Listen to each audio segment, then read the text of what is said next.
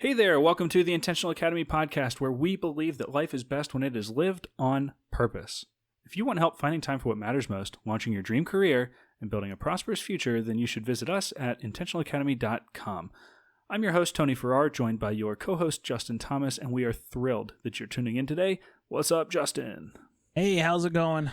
Today we are answering a question from one of our listeners who wants to know how to pay their student loans. I just finished college. How do I pay my student loans? I remember when I was graduating, I had no idea because I could log into my student account at the school and they would show me things like how much I owed and when I had borrowed it, things like that.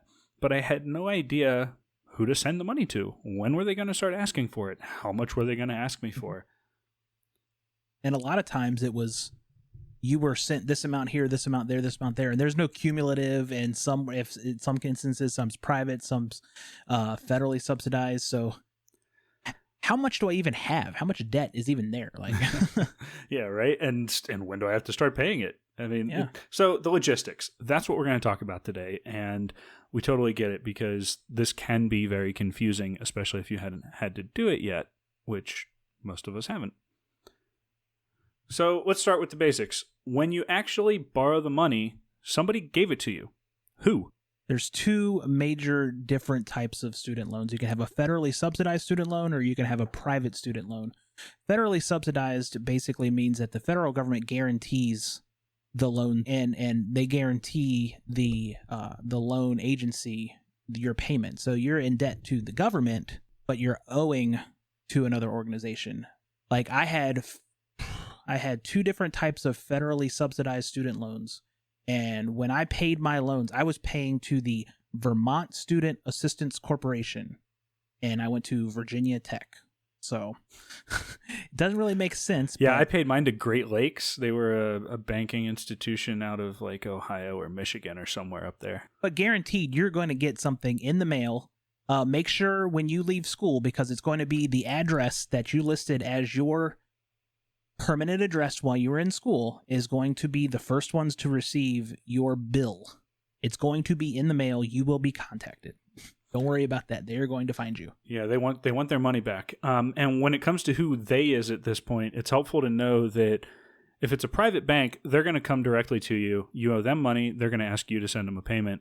If it's a federal loan, then these other groups like the one that Justin mentioned and the one I mentioned, those are what are called federal student loan servicers. There's 11 of them that are currently listed on the Department of Education website, the U.S. Government Department of Education. And what it is this is a private entity that is going to do the processing and the tracking of your debt moving forward. So they're going to send you a bill.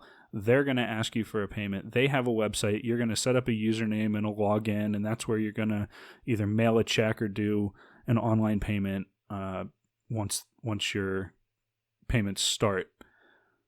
And by the way, I'm trying to remember which one it was, but one of my student loans actually got bought by a different bank about halfway through. They're not allowed to like change the deal. They can't change the interest rate. They can't change how much you owe or any of that kind of stuff. But all of a sudden, I got a letter in the mail that said, "Oh, so-and-so is no longer processing your loan. Now it's us." Same. I had the same exact thing happen. I was like, oh, I mean, I did. And the crazy thing is when that happens, it's almost weird how seamless it is because I never had to change, not even like my logins to get to it just sent me to a new thing and it knew a new website, a new service, and it knew all of my information, which was kind of like, but convenient, but kind of scary. So right about now, I guess the question is, when is it that they're going to ask for a payment? In most situations, 6 months. That's when the first bill will show up. 6 months. And one of the things that we've been tracking related to that is we think it's really interesting that most schools report hiring statistics 6 months after graduation. Blank percent of our graduates have a job 6 months after graduating. Now, I know you need to give some time. Like if you did it on graduation day, that's probably a rough stat because a lot of us go on the market directly after we graduate. I mean, I myself didn't have a job when I graduated. Or you strategically take some sort of respite, some sort of breather. You go on a vacation, or you know, just a strategic chill. Right on. Yeah. Yeah. We did the Europe thing, and I'm so glad. I have to tell that story sometime. Yeah. I wonder if that number isn't skewed up a little bit by people who are afraid of their bill, so they quickly settle and take a job instead of being picky. Like, you're kind of scared into taking the offer that you get because you know you got this bill coming. And I just wanted to say that's not actually how it works. You can delay your payment further if you don't have a job yet. Now, that's got a financial cost to it because your interest keeps rolling and you're going to be paying more in the long run having done that. But I just can't feel good about telling somebody, okay, you just spent 4, 5, 6 years earning an undergrad degree because it's going to unlock some dream job for you. Now, settle for the first thing that comes along because you got a bill. Like, I'd push it if I were you. Yeah. Now's the time to do it. I mean, if you're going to do it, make sure don't settle, like he's saying. And we're going to talk about that in future episodes about not settling and, understanding your full potential. Absolutely. So, Tony, is there an easy way to determine exactly what my bill is going to be? Yes, he said with a question mark. I don't know. Most of the time, there's a default, right? And most of the time, it defaults to 10 years. And you basically take the amount you can do. There's an equation that takes in compound interest, or just not compound interest, but just interest in general, and breaks it up over 12 months a year of payments for 10 years. And what that's going to do is give you your monthly payment. And if you pay that much for every month for 10 years, it'll be done.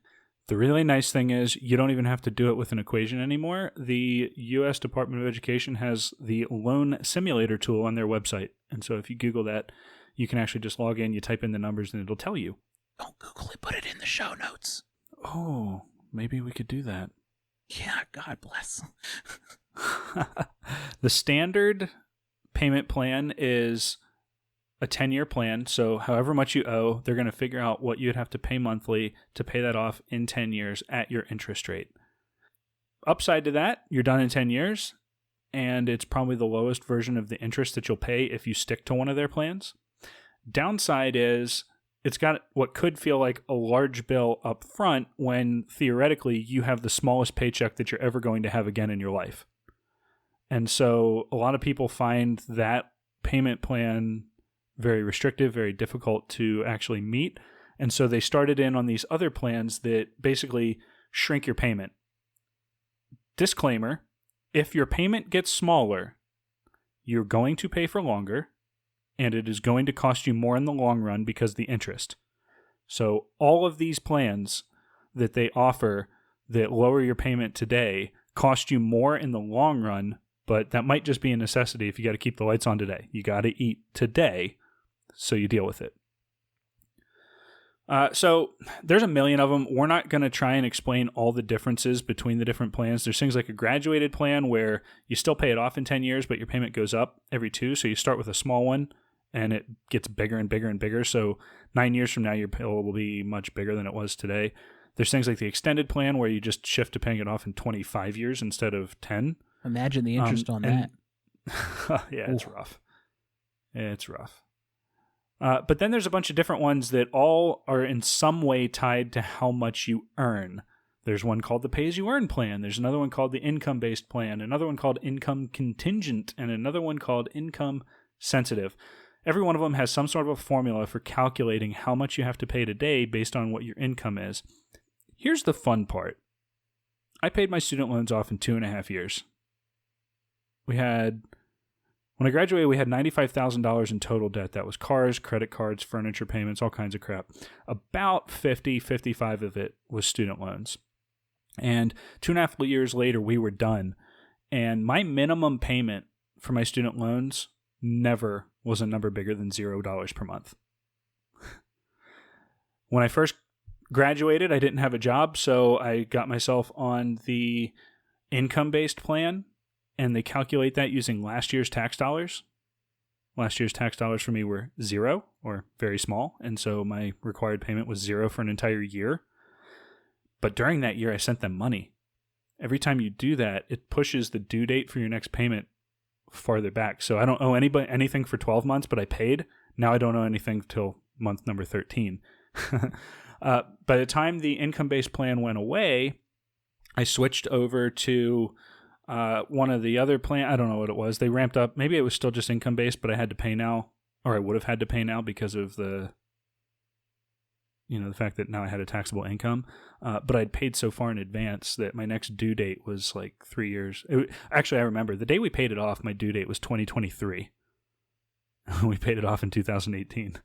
That's incredible. And we'd love to teach you how to do that, and I'm sure we will in future episodes. But yes, because here in Intentional Academy, our stance is that we want to be as debt-free as quickly as possible. We want to be debt-free as quickly as possible, minus our mortgage. And we can go into all those details later. But basically, I wish I wasn't as naive as I was, and somebody had kicked me in the pants like this. Like, hey, you can pay these off early. Just because they give you a plan doesn't mean you have to follow it. For sure. And because all those plans come back to this thing called discretionary income, which that's a term that I had to Google it. I'm not going to lie. I had to look it up. What the heck is discretionary income? Turns out the discretionary income is find the federal poverty guideline for your location and your family size and multiply that by 1.5. And then you subtract that from your actual income, and whatever that leftover is, that's your discretionary. In other words, here's the bare minimum it takes for a family of your size to survive where you live. Here's how much you make. The difference between that's your discretionary. In other words, that's your fun money. That's the money that you buy cars and take vacations and, build your future with. And when you have a loan where they're calculating a payment based on that number, you're stuck sending off your discretionary funds to something that's, well, a lot less fun than a car or a vacation or buying a house or whatever it is you want to do with your life, which is why we encourage people to get the heck out of their student loans. The reason he says get out of your student loans quickly, I also wanted to point out that we would recommend not utilizing a loan consolidation service. We would instead, as you're going through your debt transformation, when we're trying to get out of debt and you list all of your debts, smallest to largest, we want to see all of those debt lines from each loan that you got for student loans as part of your debts. And as you create a snowball, you pay off each little one, and then the snowball gets bigger, the snowball gets bigger. So don't worry about interest rate, because we want to pay these off quickly to the point where interest really doesn't matter. Yeah, man. So don't worry about consolidating it. Just get it paid quickly as you can. I had 12 loans, technically. The smallest one was like 16 and the biggest was 25. 50 was a huge number to me, unattainable. I'm never going to get there. 25 at the time was a huge number, unbelievable. Never going to get there. 600? I could do 600. So we took all of our energy and we threw it at paying off the $600 bill till it was gone. Boom.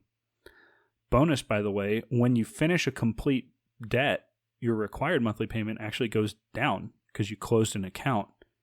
So moving forward, I actually had a bigger margin in my life. If I had consolidated and paid the exact same amount off, my monthly minimum payment would have stayed the same anyhow. And so you check it off, you feel a little victory, you move on to a slightly bigger one. Okay, now I got to get one done that's $1,200. And okay, well, we did 6. I think we could do 12. Let's get going. And we worked at it, and it took, 2/3 longer or whatever it was, but we got there. And the point here is you start feeling this momentum and this win, and every time you do it, you get to do a little celebration. We'd like take ourselves out for dinner or something and feel good about it.